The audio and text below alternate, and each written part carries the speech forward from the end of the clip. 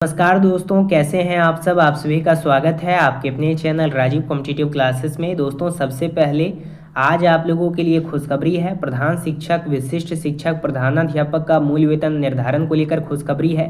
सेवा निरंतरता 200% हो रहा है और 7वां वेतन आयोग का लाभ आप लोगों को मिलेगा। जो भी प्रधान शिक्षक हैं या विशिष्ट शिक्षक हैं या बीपीएससी शिक्षक हैं, बेसिकली जिनको राजकर्मी का दर्जा प्राप्त है, शिक्षक अक्टूबर वेतन भुगतान आप लोगों का अपडेट है। वेतन संरक्षण को लेकर अपडेट है और 58% डीए और 7 पे कमीशन को लेकर आप लोगों के लिए अपडेट है।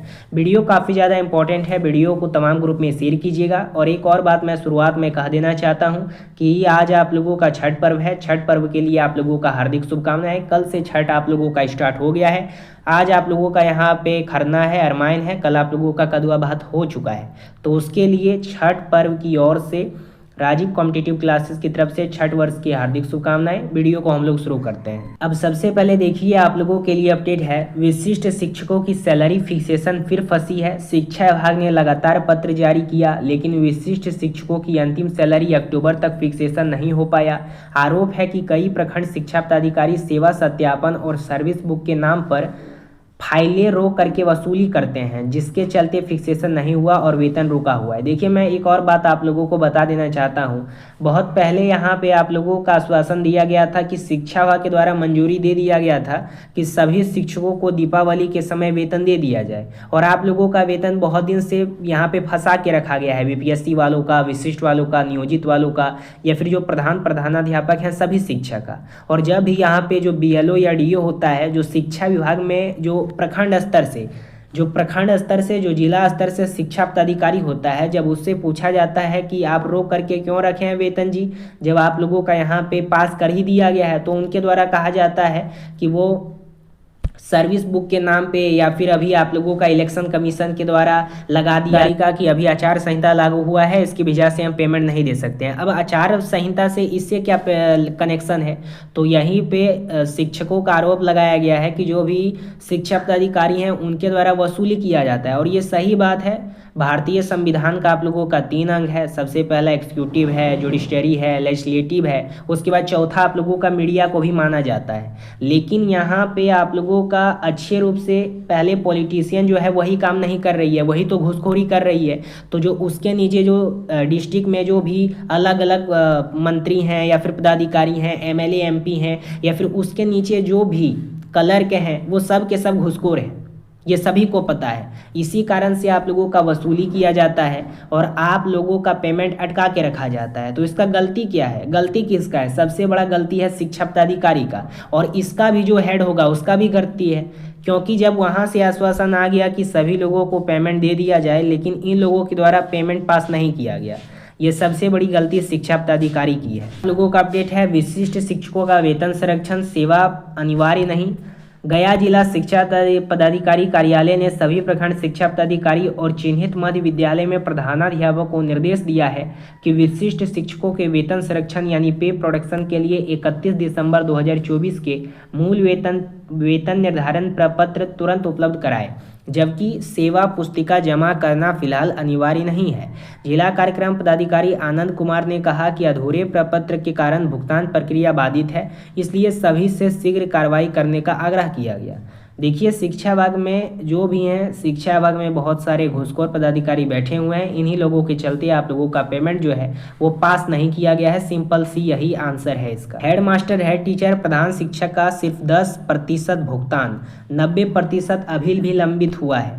प्रधानाध्यापक, प्रधान शिक्षक के ऑन बोर्डिंग ऑन कन्वर्जन में लापरवाही के कारण भुगतान प्रक्रिया बाधित हुई है। बीओ और डीपीओ द्वारा बिल समय पर ना भेजे जाने से शिक्षकों का वेतन क्रेडिट नहीं हो पाया। यहाँ पे सबसे बड़ा जो प्रॉब्लम निकल के आता है, ये जो शिक्षा पदाधिकारी है जिला का, बीओ और डीओ, इसी का आता है। अब जब इसके द्वारा लापरवाही किया जाता है, अगर ये दोनों घूसखोर यहाँ पे बैठे हुए हैं, इन दोनों पे भ्रष्टाचारी है और ये दोनों भ्रष्टाचारी करके पैसा कमाते हैं, तो इसके ऊपर जो भी इनसे जो ऊपर है, इनसे जो सीनियर है, वो भी उसी टाइप के होंगे। इसीलिए इन लोगों को सस्पेंड नहीं किया जाता है, जिसके कारण से इन लोगों का मन बढ़ जाता है और आप लोगों का मूल वेतन जो है वो अटका के रखा जाता है। अब शिक्षक क्या करेगा? शिक्षक आराम से जाते हैं, बच्चों को शिक्षा देते हैं, पढ़ाते हैं, ठीक है। लेकिन इन लोगों के द्वारा यहाँ पे टाइम पे पैसा नहीं भेजा जाता है, जिनके कारण उनका जो भी त्यौहार होता है वो सही रूप से मनाया नहीं जा पाता है। तो पूरा पूरा गलती इसमें क्या है, बीओ और डीपीओ का है। इसको तुरंत सस्पेंड किया जा सकता है, लेकिन जो इसके ऊपर जो ऑफिसर हैं वो खुद भ्रष्टाचार हैं, वो खुद घूसखोर हैं, तो ये भी घूसखोरी करते हैं। सिंपल सी बात है, सभी लोग मिले हुए हैं एक तरह से। प्रधान शिक्षक प्रधानाध्यापक सिर्फ 10% भुगतान हुआ है अभी तक, 90% बाधित है। त्यौहार पर वेतन रुका हुआ है, जिम्मेदार अधिकारियों पर कार्रवाई की मांग है। दीपावली व छठ पर भी शिक्षकों का वेतन भुगतान न होने पर टीचर नेता बंशीधर ब्रजवासी ने शिक्षा विभाग पे तीखी हमला बोला है। उन्होंने कहा कि जिम्मेदार अधिकारियों को चिन्हित कर तत्काल कार्रवाई हो, क्योंकि पूरे राज्य में शिक्षक वेतन के लिए प्रदर्शन कर रहे हैं। अधिकारियों से बात के बावजूद समाधान नहीं मिल पा रहा है। उन्होंने चेतावनी दी कि आचार संहिता ना होती तो शिक्षक सड़क पर होते, इसलिए मुख्यमंत्री को तुरंत संज्ञान लेकर स्थिति को विस्फोट होने से रोकना चाहिए। अभी तक आप लोगों का 3-3, 4-4 महीना से वेतन अटका के रखा गया है इन्हीं लोगों के द्वारा। विशिष्ट शिक्षकों का सेवा निरंतरता 200% मिलेगा।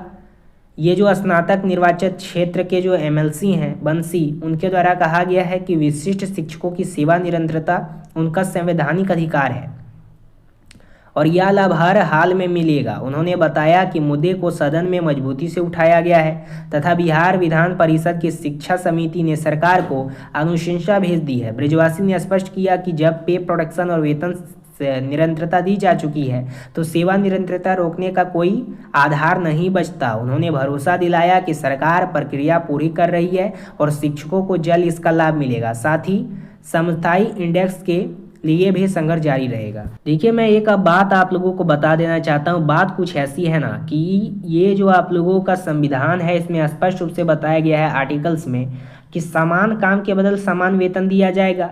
प्रत्येक 10 साल में आप लोगों का यहाँ पे जो 1 पे होता है, वो 4th पे होता है, 6th पे होता है, 8th पे होता है, वो लागू किया जाएगा। तो 2026 में आप लोगों का 2016 में एक बार लागू किया गया था, जिसके आधार पे कहा गया बिहार गजट में, हर एक स्टेट में गजट तैयार किया जाता है, उसमें स्पष्ट रूप से बताया जाता है कि यूनियन लेवल पे जो भी पदाधिकारी हैं, जो भी सरकारी कर्मचारी हैं, अगर उनको राजकर्मी का दर्जा प्राप्त है तो उन्हें यूनियन पे लेवल मिलेगा, यानी 7 पे कमीशन का लाभ मिलेगा। तो 7 पे कमीशन तो 2016 में लागू कर दिया गया। सरकार का अलग अलग बहाना होता है जिसके कारण से अभी आप लोगों को 7 पे नहीं मिल पाया, अब चुनाव के बाद ही संभव है। अब 8 पे कमीशन भी 2026 में लागू होगा, तो वो आप लोगों को मिलेगा या नहीं मिलेगा, ये बात की बात है। लेकिन इतना समझ लीजिए कि यह संवैधानिक तरीके से सेवा निरंतरता और 7 पे कमीशन का लाभ आप लोगों को मिलेगा। और आचार संहिता जैसे ही लागू होगा, मतलब लागू हो गया है, जैसे ही चुनाव खत्म होगा, अगर आप लोगों को यहाँ पे सेवा निरंतरता का लाभ या 7 पे कमीशन नहीं मिलता है तो सभी शिक्षक मिल करके पटना हाईकोर्ट में कोर्ट केस करेंगे।